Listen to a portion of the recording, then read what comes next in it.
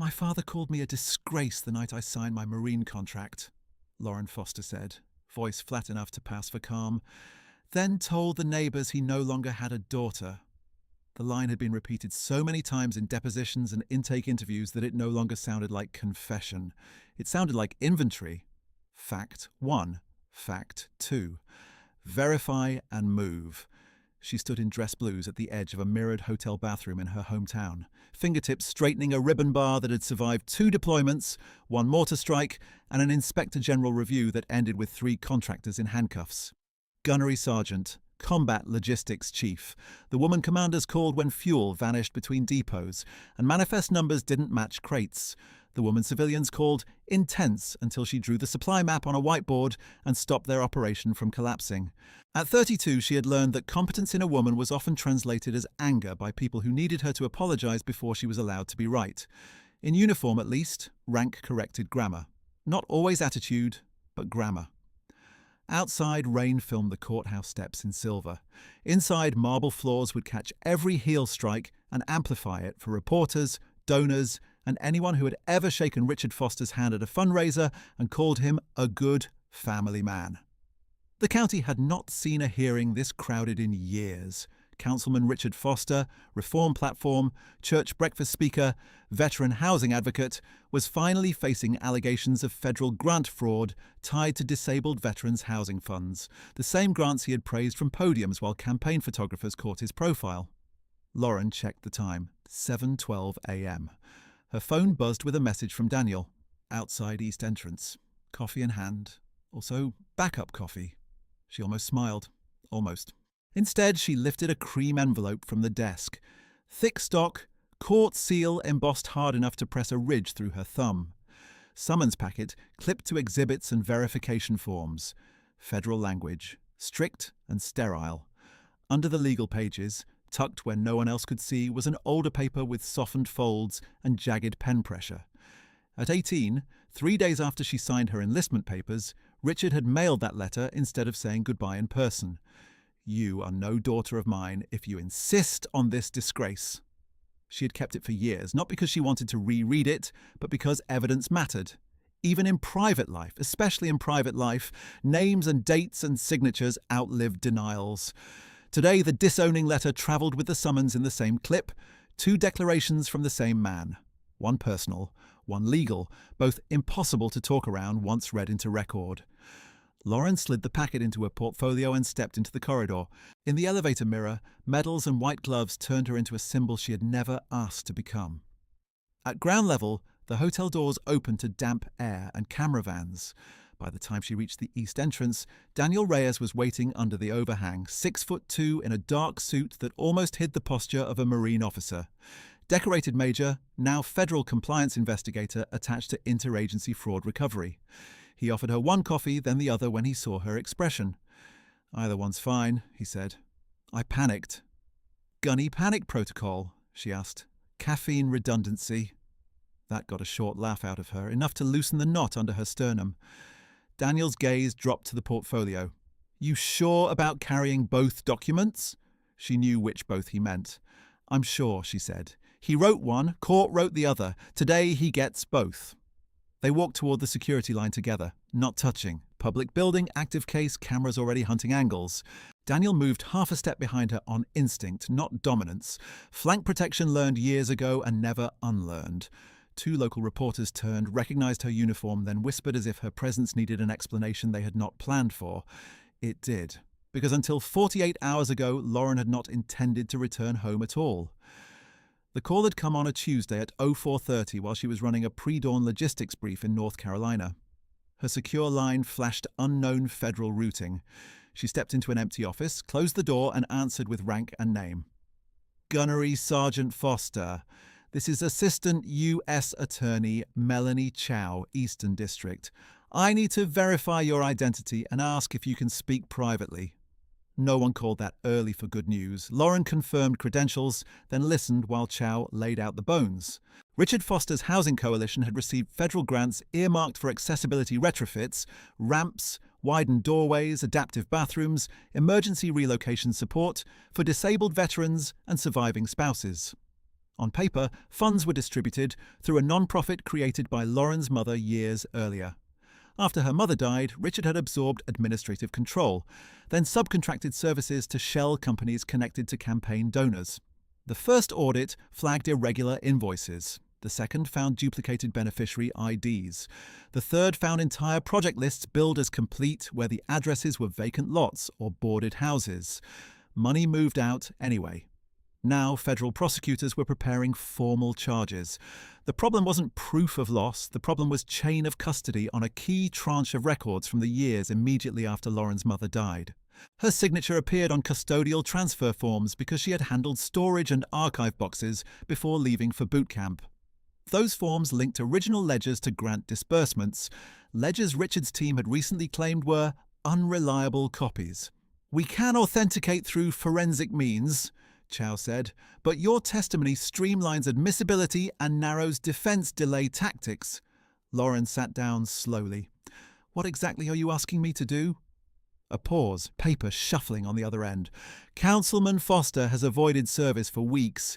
Campaign events, private security, coordinated movement, limited access properties. We obtained judicial authorization for alternative service in open session due to risk of continued evasion. Given your military status and witness role, the court will permit service by designated liaison. You requested liaison duty in a prior filing. Is that request still active?" Lauren had filed that request years earlier in a different proceeding and forgotten about it. She remembered now with sharp clarity why she had done it. Her mother's old mentor had warned her that men like Richard thrived in hallways, not hearings, always one door away from accountability. "Yes," Lauren said. "Request is active." "Then if you accept," Chow continued, "you will personally serve and read the summons into record at opening session." The office was quiet enough that Lauren could hear the base flag line tapping in the wind outside. If she said no, someone else might eventually serve him. Another delay, another motion, another week. In that week, more projects could freeze. Another family could get the call she had read in case notes. Funds temporarily suspended, relocation denied.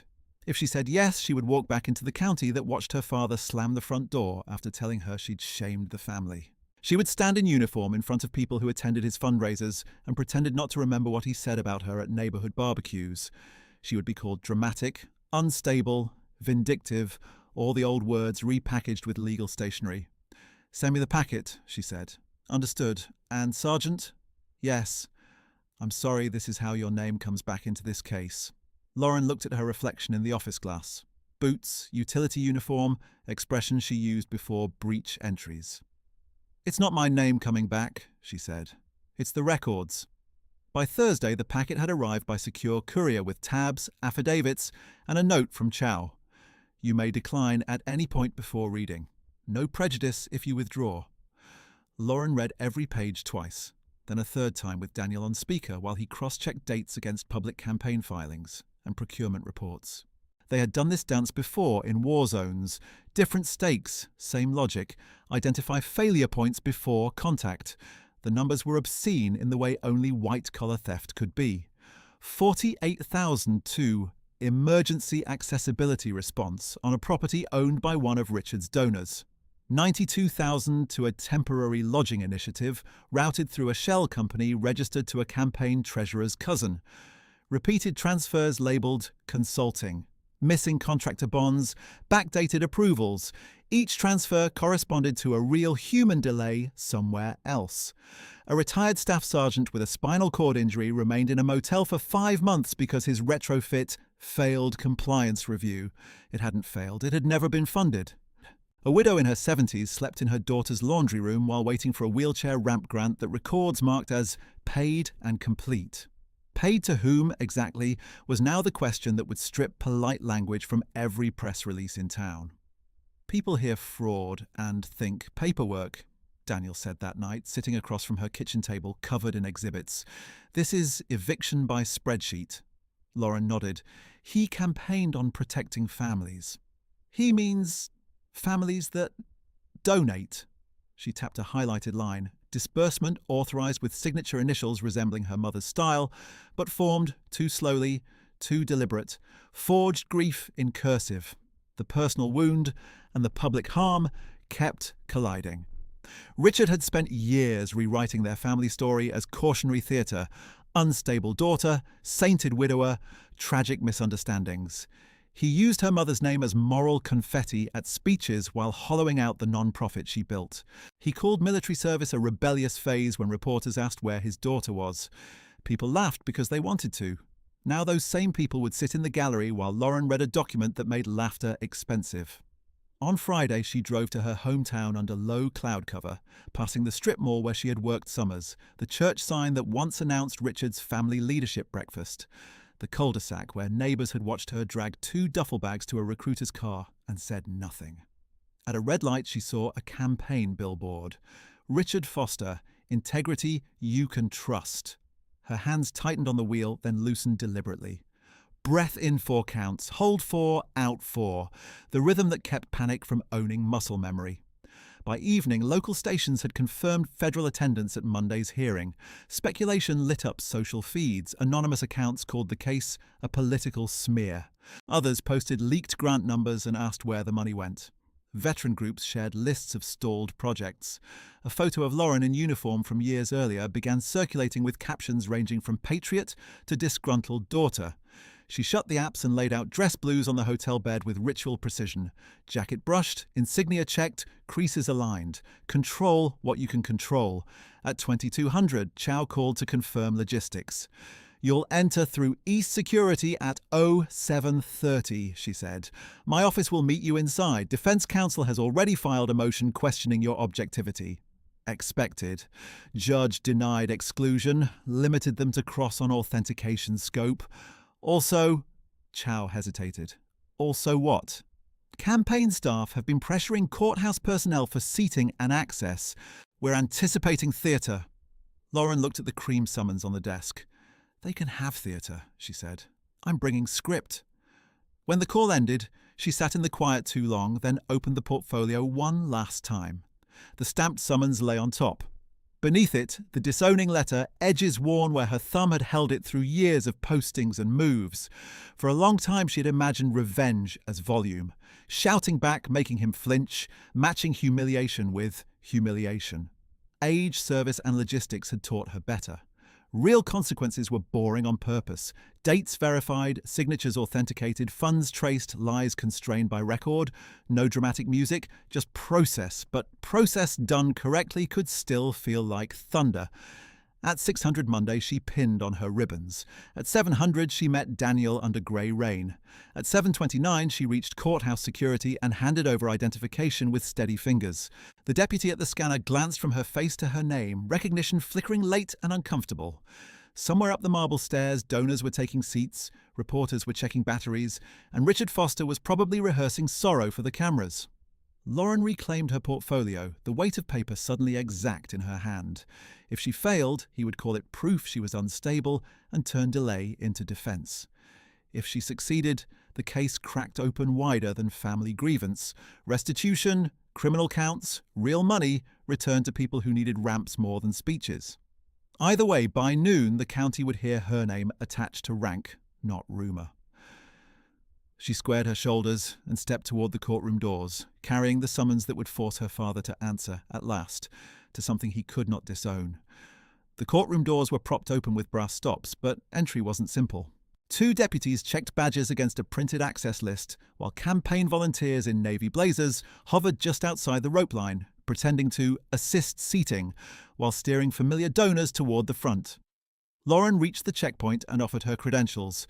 The first deputy scanned her military ID, then looked at the list, then at her again. Public gallery is to the left. I'm not public gallery, Lauren said evenly. Designated service witness, U.S. Attorney Coordination. He frowned, not hostile so much as coached. I was told all family goes to gallery unless called. Before Lauren answered, a woman in a cream suit stepped forward from the donor cluster with a smile that had no warmth in it.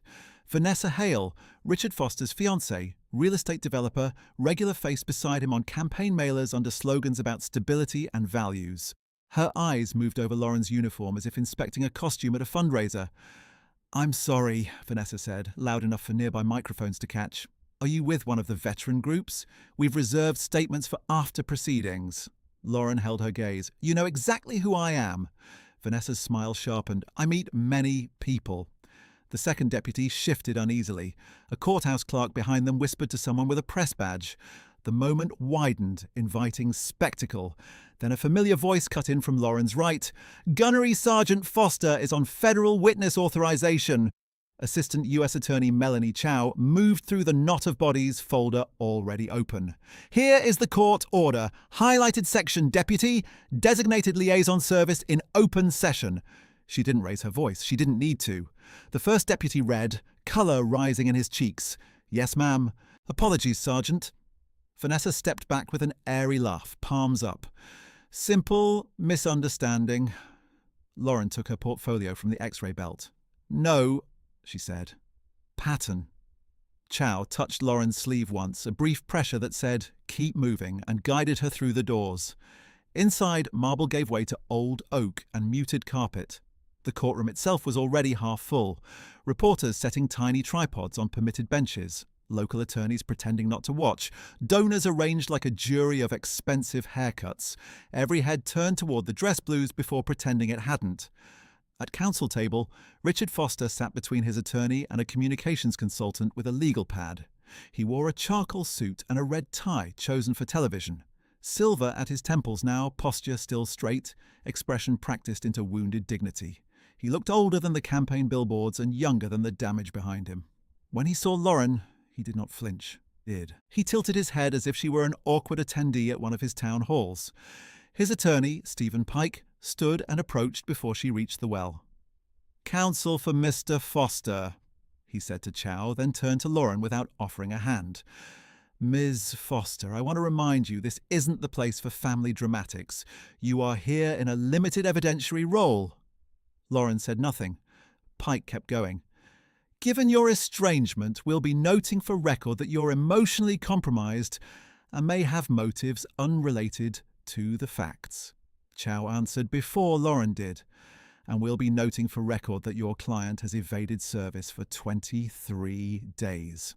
Pike gave a polite shrug. He's a public official with security concerns, who attends ribbon cuttings, Chow said, but misses every process server.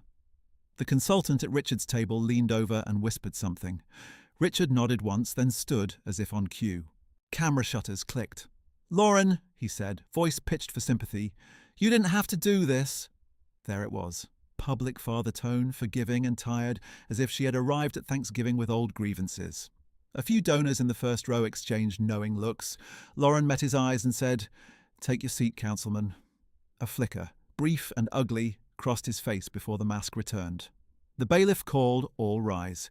Judge Eleanor Whitaker entered in black robes, expression carved from patience, worn thin by years of people mistaking performance for argument. She took her seat, scanned the room once, and began with procedural housekeeping that sounded dull until each line quietly removed an avenue of escape. Case caption, appearances, media restrictions, decorum warning. When she reached witness acknowledgements, Pike stood again. Your Honour, before we proceed, defence renews objection to Ms. Foster serving in this capacity. Her history with my client is publicly contentious. We submit she is not a neutral actor. Whitaker looked over her glasses. Mr. Pike, neutrality is not the legal standard for service of process under this order. Compliance is.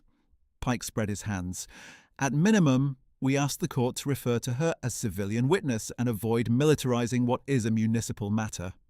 From the back, someone coughed a laugh. The donors settled. Whitaker did not blink. The court will refer to witnesses by proper title when relevant. Gunnery Sergeant Foster's appointment authority is directly relevant. A murmur rippled, then died under one glance from the bench.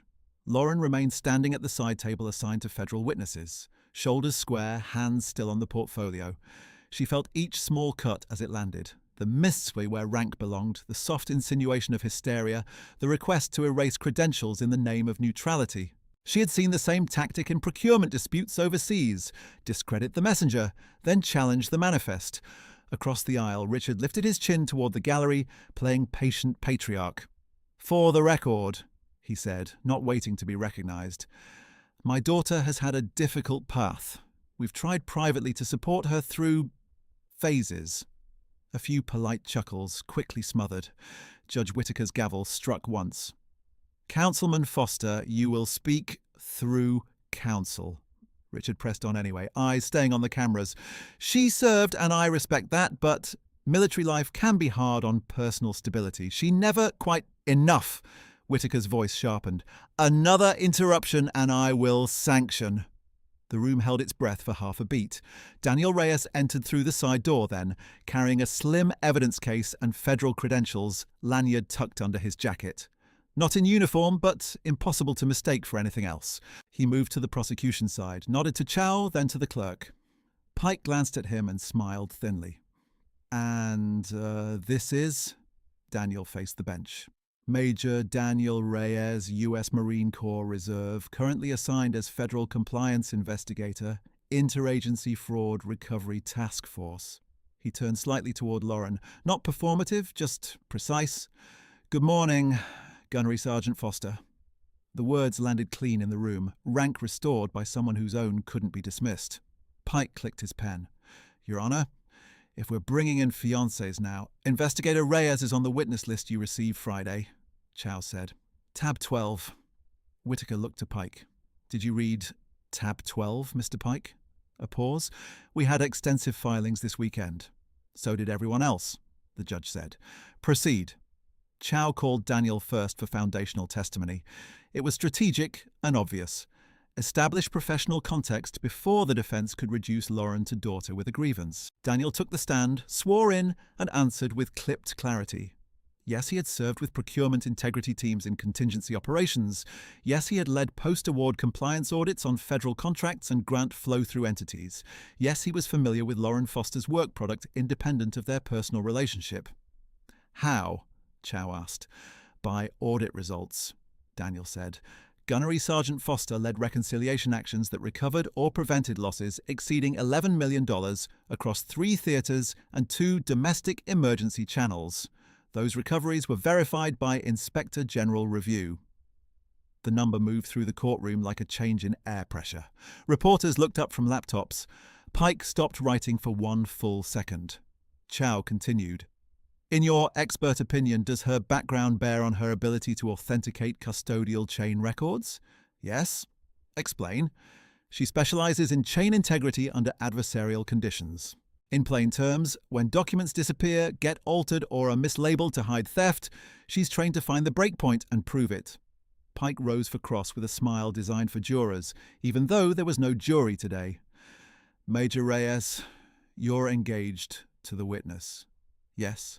You love her? Yes. So your testimony about her competence might be generous? Daniel didn't blink. My testimony is sworn and supported by recoveries that existed before our engagement. A few heads in the gallery turned toward Pike, not Daniel. Pike switched angles. You're not a handwriting expert. No. Not a psychologist. No. Yet you're assuring this court your fiancée is objective while serving papers on her own father. Daniel folded his hands. I'm assuring the court she can do hard tasks without losing procedural discipline. I've seen her do it under rocket fire. This room should be manageable. Even Judge Whittaker's mouth threatened the edge of a smile before flattening again. When Daniel stepped down, Pike requested a brief sidebar. Whittaker denied it. We are not burning clock for theatrics, she said. Call next witness. Chow stood. United States calls Gunnery Sergeant Lauren Foster. Lauren moved to the stand with the portfolio held against her palm like an anchor. She swore in. Name, rank, duty station, prior custodial role with her mother's non-profit archives. She answered each question exactly, without ornament. Then Pike began cross. Gunnery Sergeant, when was the last time you had a normal conversation with your father? Define normal. Not in litigation. 14 years, so resentment could reasonably influence your interpretation of events. My interpretation isn't evidence. Documents are. Pike paced a step. You kept a personal letter from age 18 for over a decade. Yes? Why? Because he signed it. A tiny sound, almost a gasp, came from somewhere behind Vanessa in the gallery. Pike pounced. "So you admit you preserved material because of emotional significance?" "I preserved it because signatures and dates matter when people later deny what they said." "Did you anticipate using that letter against him?" Lauren held his stare. "I anticipated he would call me a liar. I planned accordingly." Pike opened his mouth, closed it, checked his notes, then shifted to technicalities. Storage boxes, transfer forms, archive logs, initials on tape seals. Lauren answered with line numbers and dates from memory, then handed up corroborating copies without being asked. Each answer narrowed his lane. Still, the pressure mounted from all sides. Richard sighing theatrically each time her name was spoken. Vanessa whispering to a reporter and glancing back with pity. Donors murmuring whenever veteran housing was linked to missing funds, as if the phrase itself was impolite. By late morning, the room had the brittle hum of a wire stretched too tight. Then Judge Whittaker leaned forward and asked the question that shifted everything. "Gunnery Sergeant Foster," she said, "you had the option to decline personal service under this order. Why request to read it yourself?" Silence dropped. Even keyboard stopped. Lauren touched the edge of the cream envelope in her portfolio, but didn't open it yet. "Because evasion thrives in private," she said. "Public record closes exits." Whittaker nodded once. "Major Reyes, approach with the government exhibit you flagged in pre-hearing conference." Daniel stood immediately, evidence case in hand. "Your Honor, with leave, government moves to admit supplemental chain of custody packet B." Pike was already on his feet. "Objection! Ambush!" Chow responded. "Disclosed at 21:03 last night per court order after forensic timestamp confirmation." Whittaker held out her hand. "Bring it." Daniel passed up a thin stack, metadata reports, server logs, document revision histories, and a sworn affidavit from the county IT custodian. Whittaker read in silence for 30 seconds that felt like 3 minutes. When she looked up, her expression had changed from procedural to cold. "Mr. Pike," she said, "these logs indicate that after notice your client's daughter had been contacted as a witness, grant archive files were accessed from a device registered to Councilman Foster's office and modified. Fields altered include custodian tags and transfer timestamps." Pike swallowed. "There may be innocent explanations." Whittaker kept reading. "One altered field inserts language claiming originals were destroyed in storage leak. County Facilities affidavit states no such leak occurred." Chow stood. "Government position is that this supports obstruction and attempted evidentiary tampering in addition to underlying fraud." The gallery erupted in whispers. A reporter actually stood to get signal near the aisle before a deputy pushed him back down. Vanessa's composure cracked. She leaned toward Richard and hissed something too low to catch. Richard stared straight ahead, jaw working. Whittaker struck the gavel twice. "Order." She turned to Lauren. "Gunnery Sergeant, step down from the stand and approach the lectern with the summons packet." Lauren did. Her pulse was steady now, almost unnervingly so. The fear that had followed her through security, through the hallway, through each petty erasure, was still there but smaller. Absorbed by something cleaner. On the lectern's wood, she placed the cream summons. Then, deliberately, she unclipped the second paper beneath it and set that one beside the court document. Richard's disowning letter, folded and worn. His signature at the bottom, dark with old pressure. Not for drama, for continuity. 2 declarations, same hand, different consequences. Whittaker watched the placement, understood it without comment, and addressed the room. "Given the supplemental evidence, this proceeding now implicates potential obstruction and perjury exposure. We will continue under heightened record protocol. Councilman Foster will remain seated and silent unless addressed." Richard half rose anyway. "Your Honor, this is a personal vendetta dressed up as law." "Sit down," Whittaker said. For once, he did. Lauren rested her fingertips on the top page and looked out over the courtroom that had tried all morning to make her small, past donors avoiding her eyes, past Vanessa's brittle poise, past the cameras hungry for collapse. When she spoke, her voice carried without strain. Permission to read service into record, Your Honour. Granted, Whitaker said, and in that moment, Lauren understood that she was no longer here to endure his contempt in public. She was here to end the shelter it had given him. Granted, Whitaker said. Lauren broke the seal. Councilman Richard Foster, she began, voice level, you are hereby summoned to answer before this court. Objection, Your Honour. Emergency motion. Pike was already standing, one hand raised, the other holding a fresh set of papers that hadn't been in his binder 10 minutes earlier. Whitaker's expression hardened. On what basis? Material credibility issue regarding the designated reader and newly discovered procedural defect in service authorization. A groan moved through the gallery, quickly swallowed by the room's formal silence. Pike walked the papers to the clerk with deliberate calm, as if he had been waiting for this exact line from Lauren to strike. Chow stood.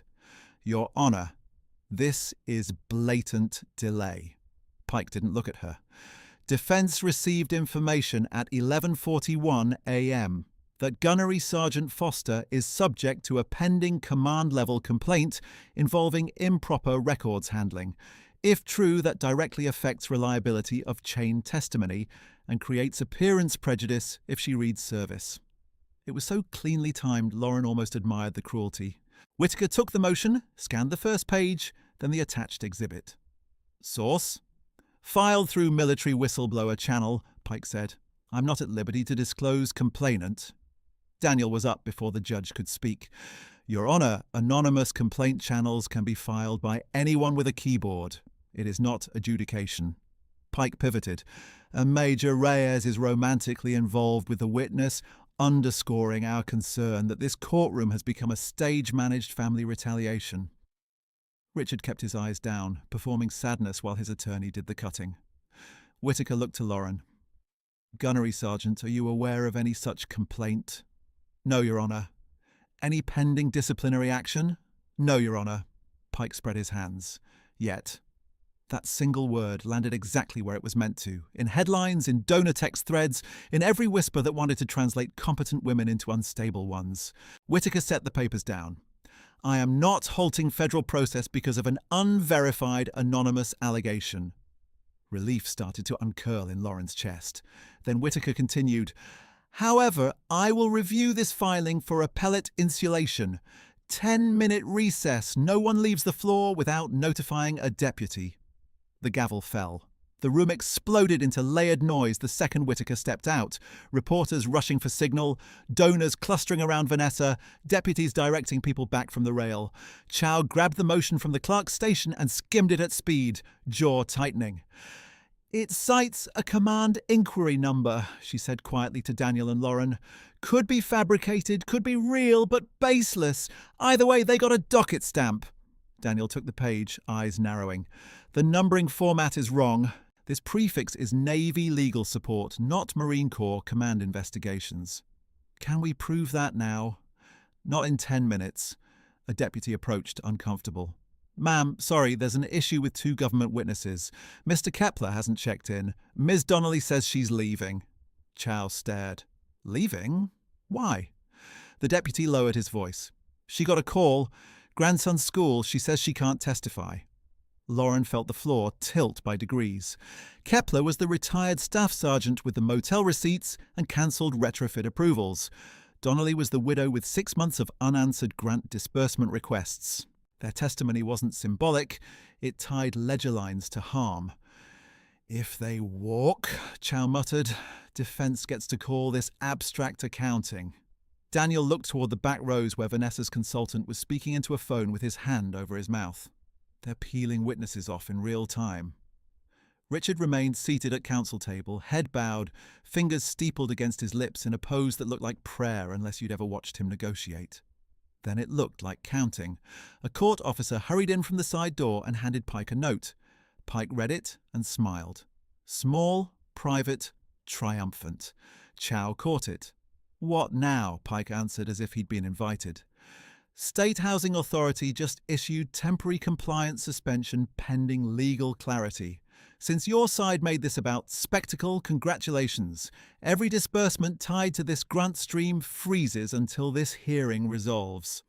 Lauren heard that sentence not as legal language but as doors closing. No disbursements meant motel extensions could lapse this week. Contractors would halt adaptive builds already underway. Families waiting on emergency relocation would stay where stairs trapped them, and bathrooms couldn't be used safely. Richard finally looked up at Lauren, grief mask back in place. "This is what happens," he said softly, "when wounded people confuse vengeance with governance." Daniel took a step forward. Lauren put out one gloved hand without looking at him. "Don't," she said, because that too was part of the trap. When court reconvened, the room was less noisy and far more dangerous. Whittaker returned with the emergency motion marked in yellow tabs. "Rulings," she said. "First, defense request for full stay is denied. Second, in an abundance of caution for record integrity, designated oral service by Gunnery Sergeant Foster is temporarily withheld pending verification of the filing submitted during recess." Lauren didn't move, but something internal dropped out from under her. Pike sat a fraction straighter. Whittaker continued, "Service will proceed today through the clerk's office if verification is not completed by 1600. Third, Government Exhibit Packet B is received conditionally, but not admitted for merits until the county IT affiant can be examined. I am informed that affiant is unavailable due to medical emergency." Chow stood instantly. "Your Honor, we request remote appearance. We can authenticate metadata through backup custodian." "Request noted. Submit by written motion in 1 hour." Pike rose. Given these developments, defense moves to strike the witness's theatrically introduced personal letter as irrelevant prejudice. Granted came faster than Lauren expected.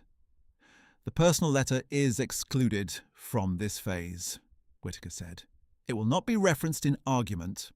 The disowning letter sat on the lectern where Lauren had placed it beside the summons, now suddenly contraband to the narrative she'd hoped to force into daylight.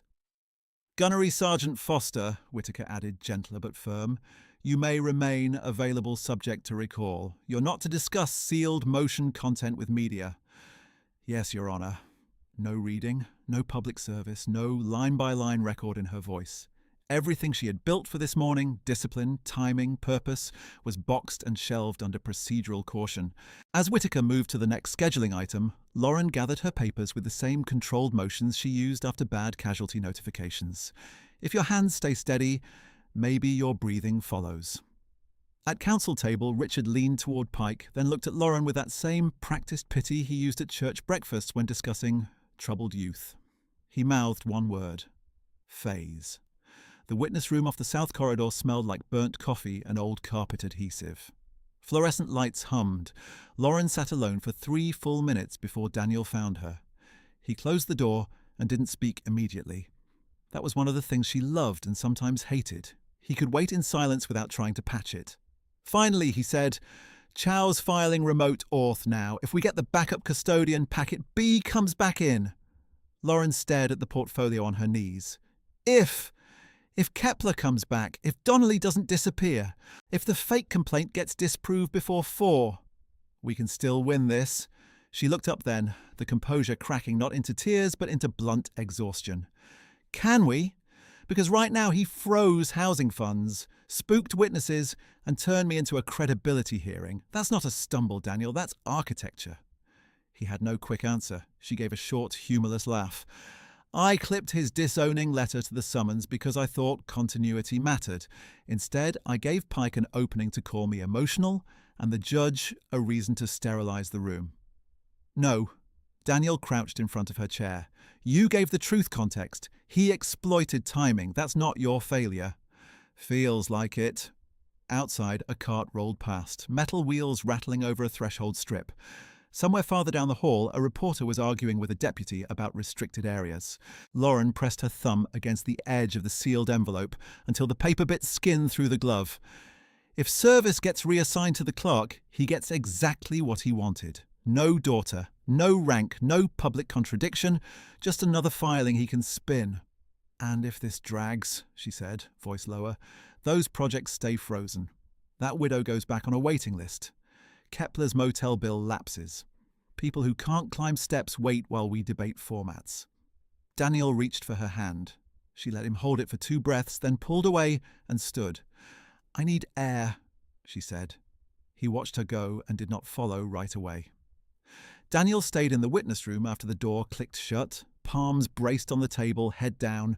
He was good under pressure, everyone said so. Calm voice on bad radios, steady math when fuel counts didn't reconcile, the officer you wanted when operations started to shear sideways.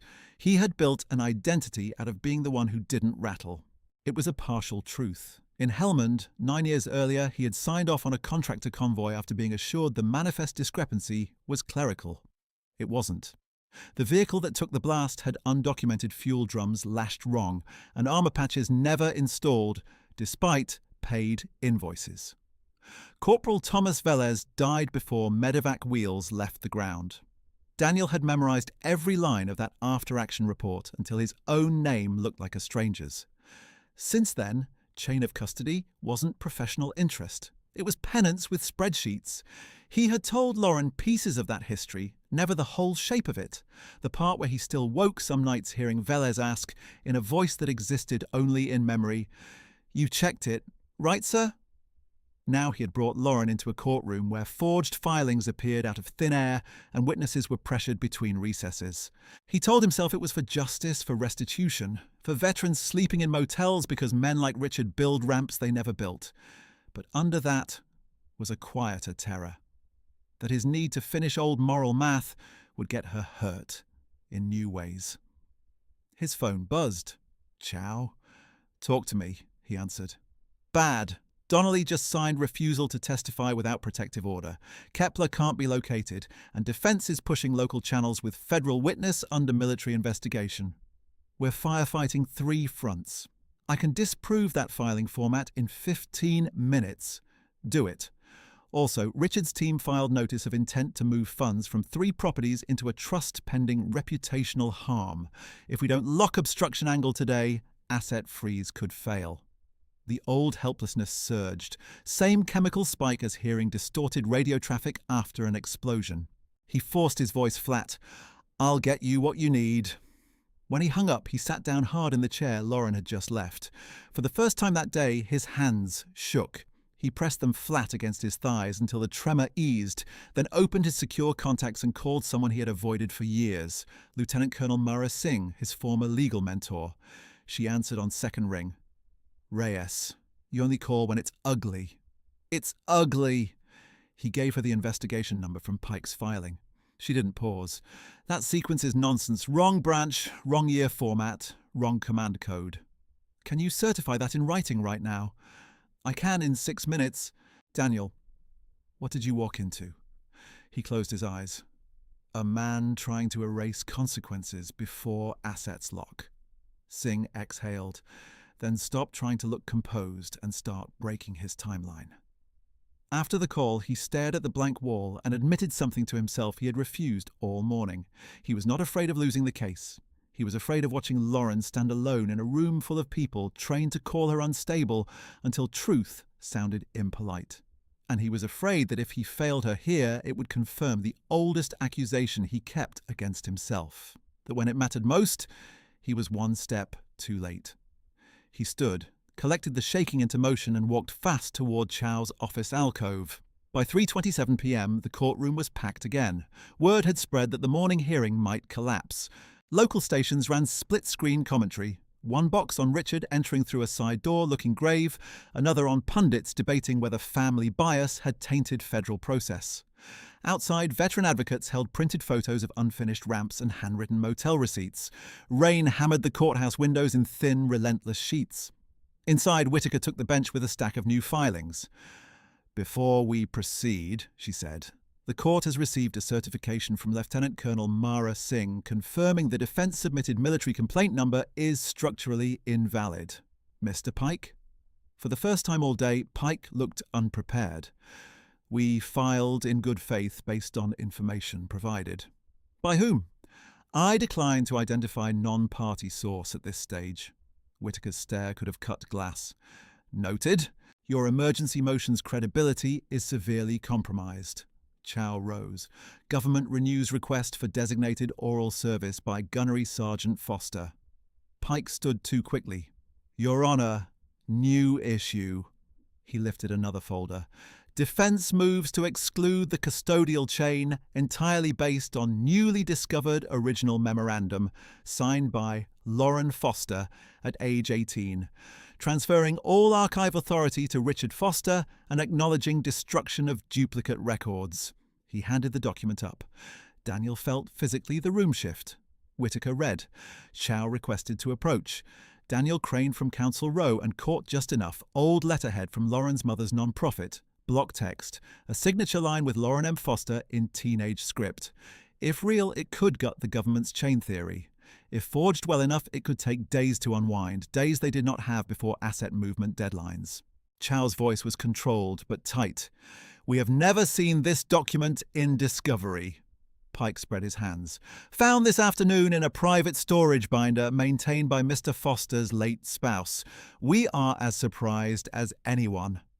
Vanessa, seated behind him, looked straight ahead with perfect stillness. Whitaker turned to Lauren. Gunnery Sergeant, have you ever seen this memorandum? Lauren took one step toward the rail, eyes fixed on the page in the judge's hand. No, Your Honor. Did you sign any transfer of authority at 18? I signed enlistment papers and a storage receipt for box pickup. Nothing authorizing destruction. Pike pounced. So you deny your own signature? I deny your document. He smiled without humour. Convenient. Daniel's pulse thudded in his throat. He knew that smile. It meant Pike believed the clock was now his weapon. Whitaker held up a hand. Enough. This document requires forensic review before I assign weight. Pike nodded, as if that were all he wanted. Agreed, Your Honour. And pending review, service should not be read by the very person whose signature is now in dispute. There it was. Final move, nested in procedural politeness. Chow spoke fast.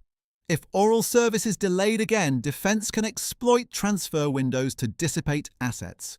We request immediate interim restrictions and proceed with service.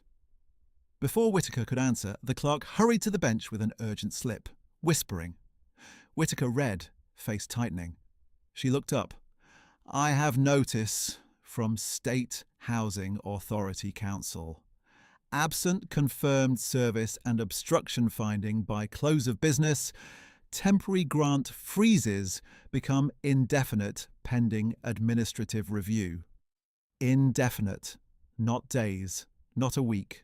Long enough to bury families in forms and excuses while money moved where subpoenas arrived late. The gallery erupted, veterans swearing under breath, donors hissing at each other, reporters typing furiously. Whitaker struck the gavel. Order! I will have order! She turned to counsel. I am taking a 7-minute recess to determine whether this court can proceed with oral service under contested signature conditions and impose emergency asset protections. Richard leaned toward Pike, whispering behind his hand. Then he looked directly at Lauren and very slightly smiled. A deputy stepped to Lauren's side. Ma'am, judge requests you remain available in chambers corridor. Do not leave. Daniel moved toward her, but another deputy raised a palm. Counsel only. For the first time that day, Lauren looked at Daniel with something close to fear. Not panic, just the recognition that control had narrowed to inches. He mouthed, I'm here. The side door closed between them. On the bench, the unopened summons still lay where Lauren had placed it hours earlier. Cream paper bright under courtroom lights waiting to be read or buried. The side door closed between them, and the sound seemed louder than the gavel had been. Lauren stood in the narrow chambers corridor with 2 deputies and a clerk balancing folders against her chest. The walls were painted courthouse beige, the kind of neutral that made people feel managed. Through the door, she could still hear the muffled swell of voices from the gallery, then the sharp bark of Judge Whitaker calling for quiet. The clerk looked at Lauren's portfolio. Gunnery Sergeant, Judge may have questions about the memorandum defence just produced. Stay close. I'm not going anywhere, Lauren said. 3 minutes later, Whitaker's bailiff opened the door to chambers and nodded her in. The judge stood at a side table, robe unbuttoned at the throat, glasses low on her nose as she looked down at the alleged memorandum. Chow was there, Pike was there, Richard was not. Whitaker didn't waste time. Gunnery Sergeant, I'm not asking for forensic conclusions. I am asking whether, based on your custodial role, anything about this document appears administratively inconsistent. Lauren stepped up and asked, "May I handle?" Whitaker nodded. A clerk passed her nitrile gloves. Lauren pulled them on. She looked once at the signature line. Her name in teenage script, curled and uncertain. Then she ignored it. She scanned the header first, then footer, then marginal codes, logistics brain, not wounded daughter brain, container before content. Footer says NPH transfer form Revemas 4.2, she said. So, Pike asked, so revision 4.2 was issued after federal grant alignment in 2010. I left for boot camp in 2008. Pike opened his mouth. Lauren kept going. Second inconsistency, this barcode sticker. She held the page under the chamber light. Prefix ARC-DIG-CN. That's County Digitization Inventory Format. Program launched in 2016. A 2008 original wouldn't have this sticker. Chow leaned in, eyes narrowing. Can that be verified quickly? Yes, Lauren said. County Archives website has public procurement award for the barcode contract. Date stamped. Pike shifted. Could be a copy made later of an earlier original. Lauren tapped the left margin. Then the print alignment should match older letterhead geometry. It doesn't. Logo kerning here is from post-2014 redesign, after my mother's non-profit merged formatting templates with Councilman Foster's office. She looked at Whitaker. This page wasn't created in 2008. Whitaker's gaze sharpened. Can you support that with reference documents now? Lauren unzipped her portfolio and pulled a clear sleeve from the back, an old storage receipt with her signature, dated 5 days before she shipped out. Same date range. Actual form used then. Compare footer code and logo position. Whitaker placed the 2 pages side by side. Even without magnification, the mismatch was obvious. Pike recovered fast. Your Honour, she's giving expert testimony outside designation. I'm giving administrative comparison from records I handled, Lauren said. If you want forensic confirmation, test the toner. But don't call this an original from my 18th year. It's not. Whitaker looked to Pike. Did your client disclose this document before today? It was located this afternoon. By whom? Private storage staff retained by Ms. Hale. Whitaker's jaw flexed once. How convenient. For the first time, Lauren saw uncertainty flicker behind Pike's composure. Whitaker straightened. We're done in chambers. I'm returning to bench. Mr. Pike, your filing is now burdened by substantial authenticity defects. She turned to Lauren. Gunnery Sergeant Foster, you will return with me. I am reinstating oral service unless defence can produce immediate forensic contradiction. Pike protested as they moved. Your Honour, this is prejudicial acceleration. Whitaker stopped at the door. No, Mr. Pike. This is me refusing to let fabricated paperwork paralyse a court. She pushed through to the courtroom. The room snapped upright when Whitaker took the bench again. Rain needled the windows. Reporters angled forward. Richard had resumed his seat, expression set in pious fatigue. Whitaker spoke first. Defence memorandum submitted at 3:11 p.m. is challenged for internal date and format inconsistencies on the face of the document. I am assigning it no delaying weight at this time. Oral service authorization is reinstated. A sound like released breath moved across the gallery. Pike stood. Exception for record. Noted. Whitaker turned. Gunnery Sergeant Foster, approach. Red service. Lauren stepped to the lectern, set the cream packet flat and opened it to page 1. She could feel Richard watching her, could feel the cameras waiting for a crack in her voice. She gave them none. Councilman Richard Allen Foster, she read, each word clean.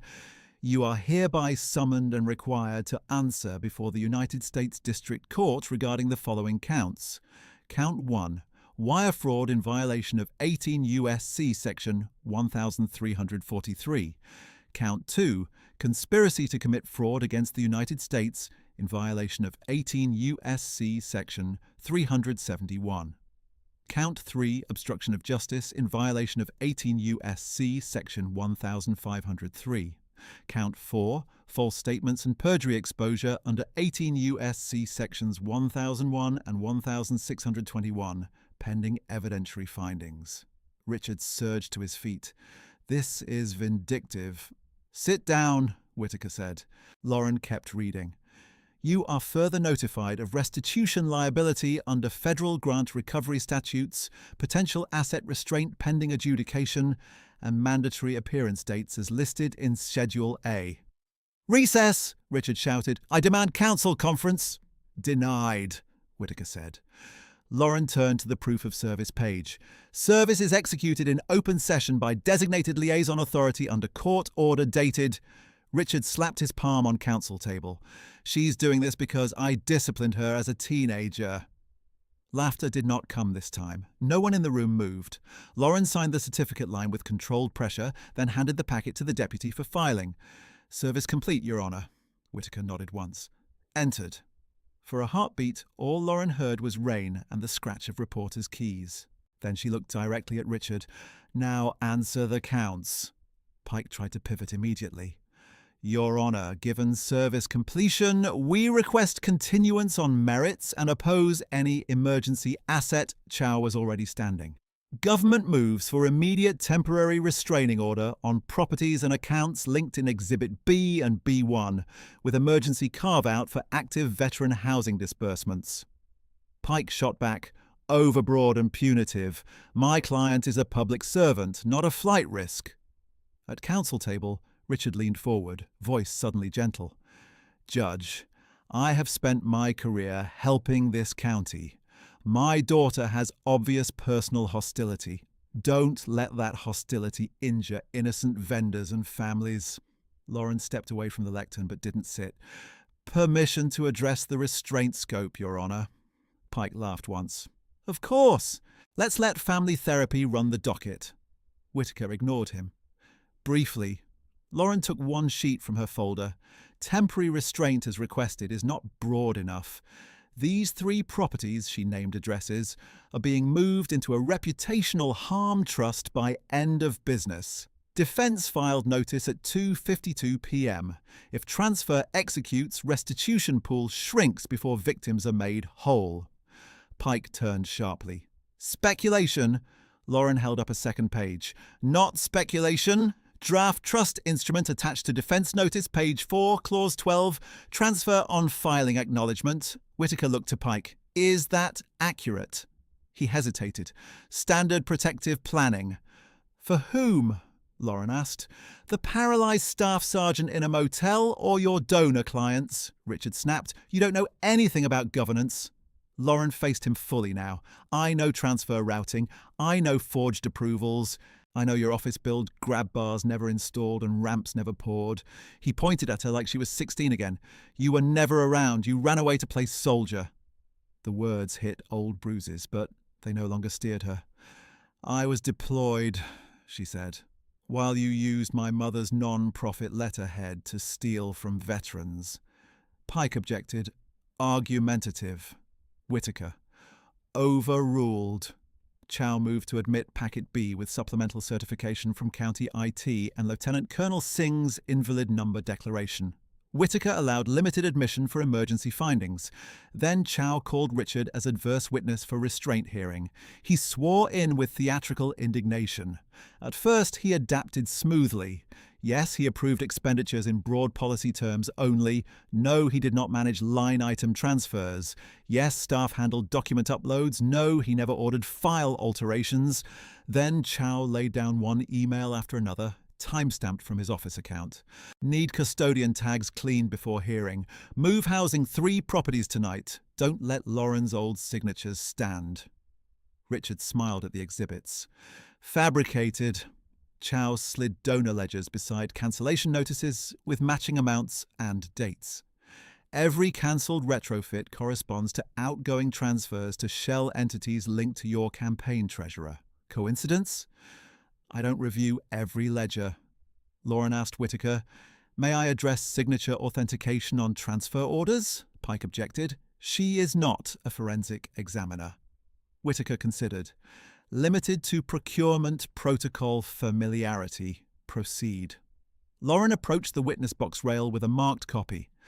Councilman Foster, you testified this isn't your approval mark. He leaned back. Correct. She pointed to the slashed initial on line 7. This mark appears on 36 city disbursement authorizations outside this case, including 2 ordinances you publicly celebrated. Same pen lift before downstroke. Same habit of crossing the R through the loop when rushed. You taught me that when you made me address envelopes for campaign mailers. Richard's face changed by degrees, from contempt to calculation to anger.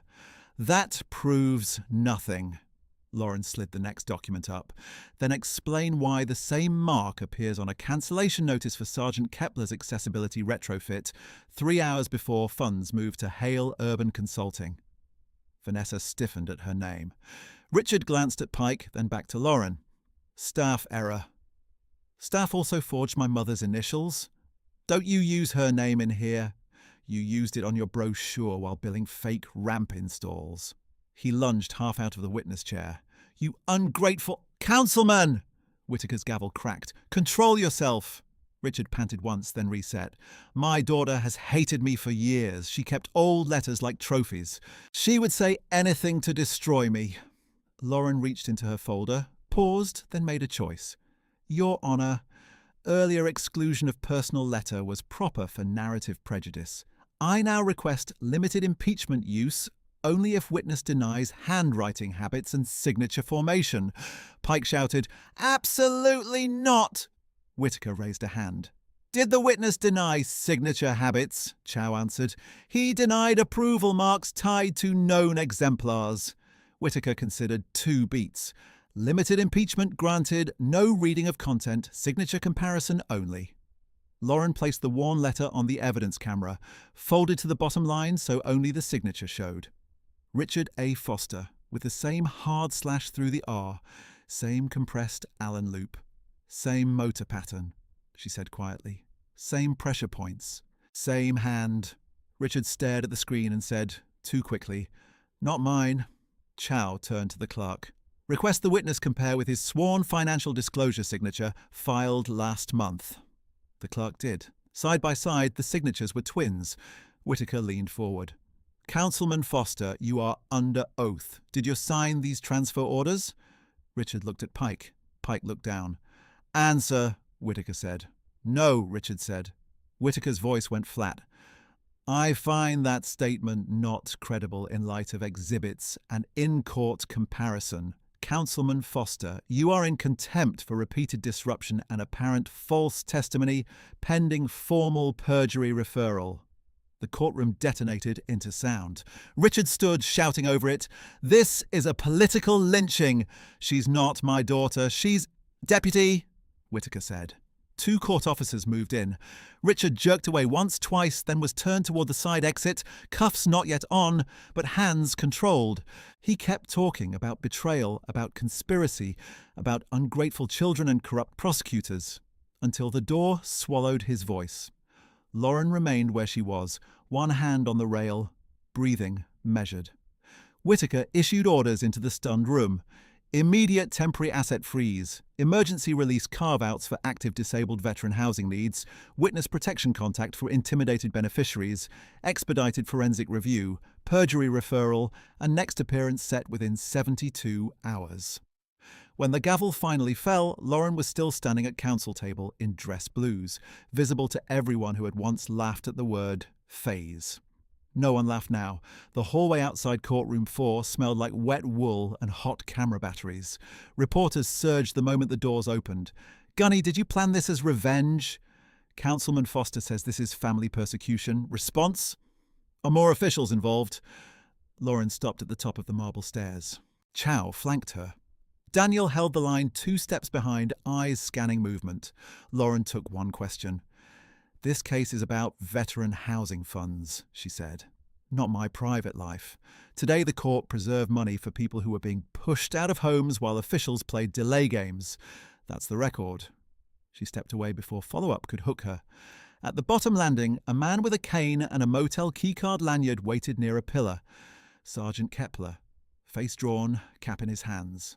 Beside him stood Mrs. Donnelly, tiny in a purple raincoat, jaw set like granite. Kepler spoke first. "Ma'am, they told me if I testified my motel voucher would disappear faster.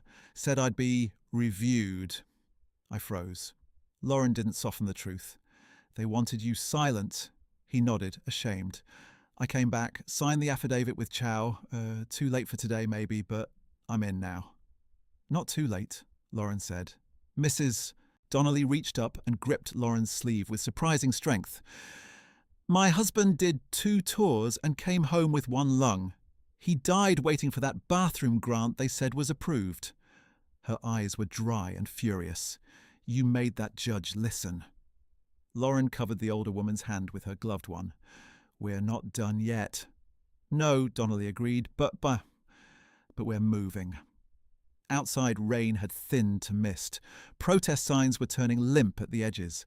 Across the street, volunteers from the Veteran Coalition were already on phones, relaying Whittaker's emergency carve-out order to families waiting on disbursements.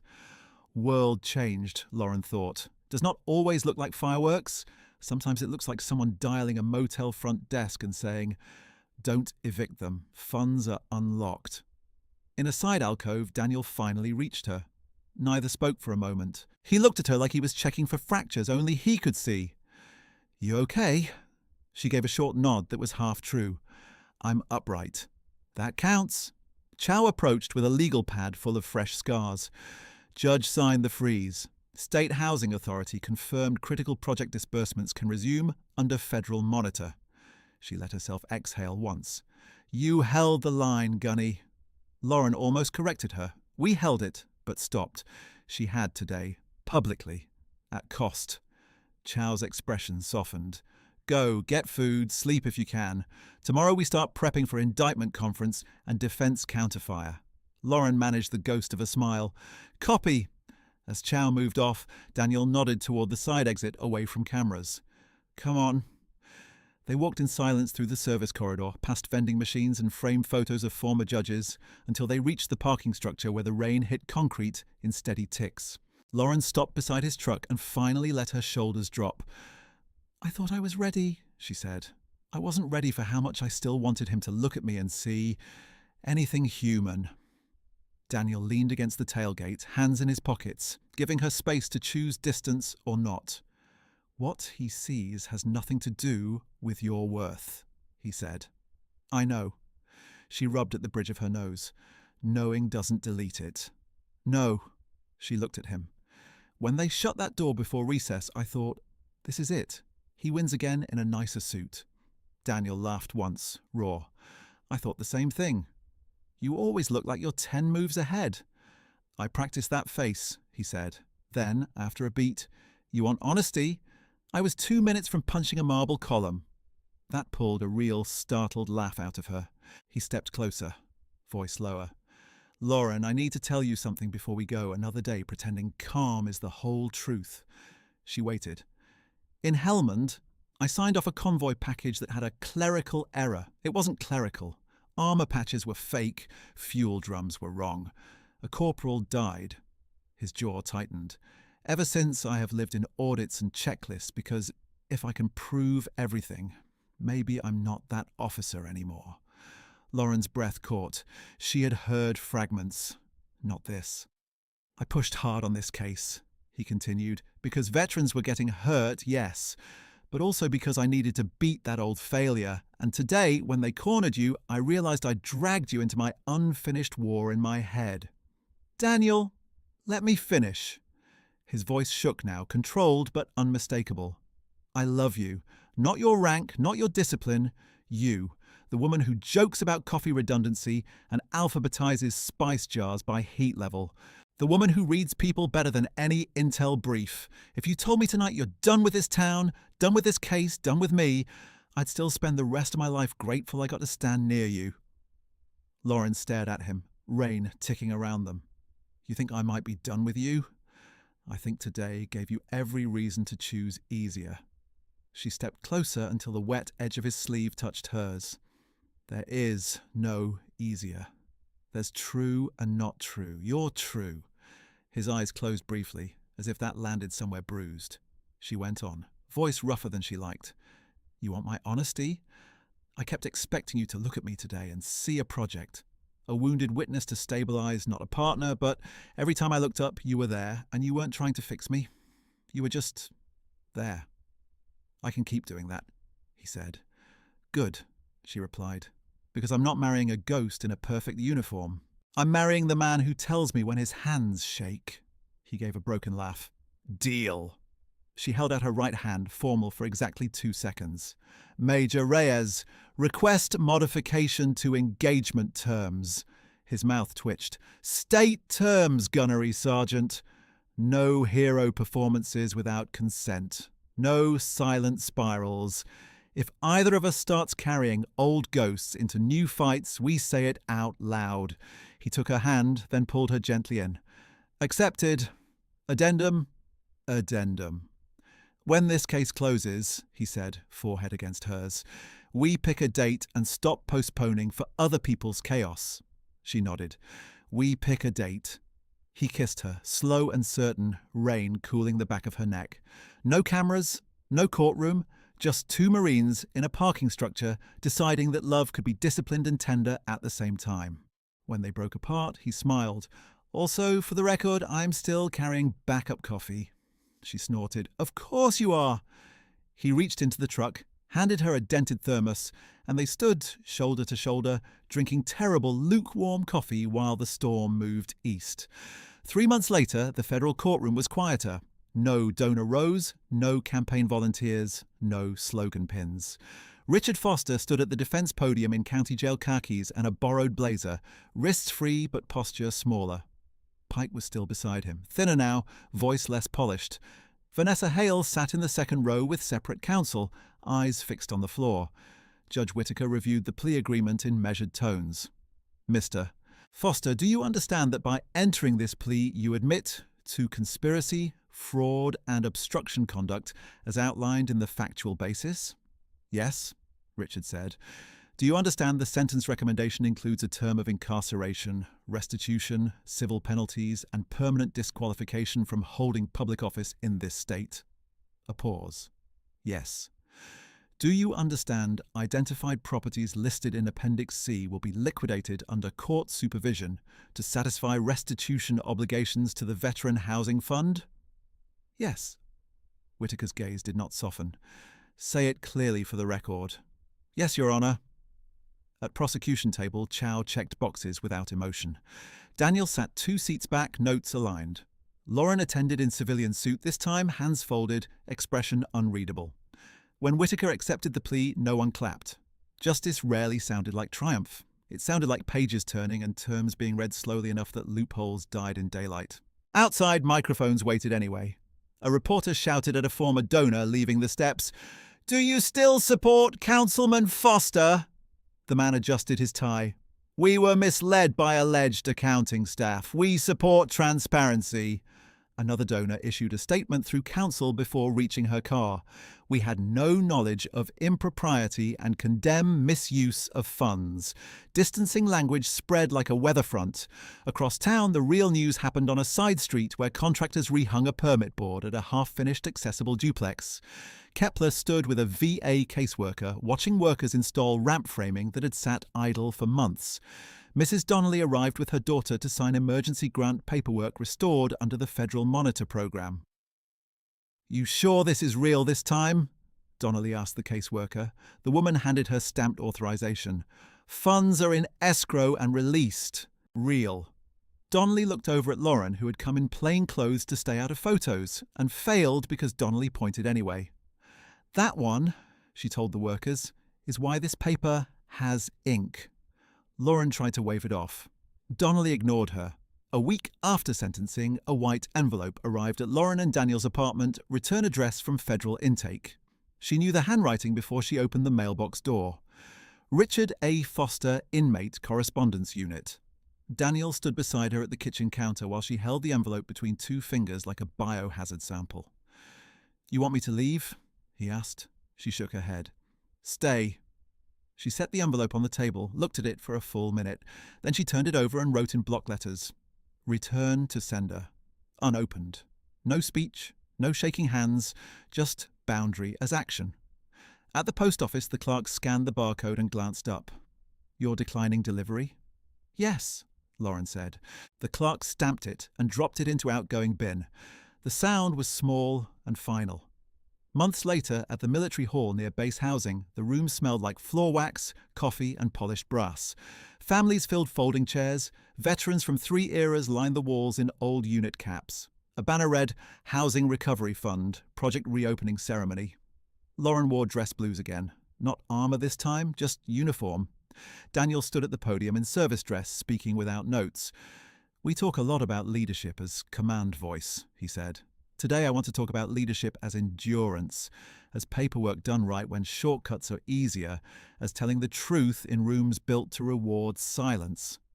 He looked toward Lauren and the whole hall seemed to follow. Please welcome Gunnery Sergeant Lauren Foster, he said, voice steady and warm. The woman who held the line. For a fraction of a second, she was 18 again with a duffel bag and a slammed door. Then the room rose. Not politely, fully. Chairs scraping, palms striking, canes thumping floorboards, veterans and widows and young Marines on their feet together. Lauren walked to the front through that sound, shoulders squared, eyes bright but dry. At the microphone, she waited for quiet and said only, "Thank you for standing. Now let's get people home." The applause came back harder, and this time it didn't feel like theatre. It felt like record,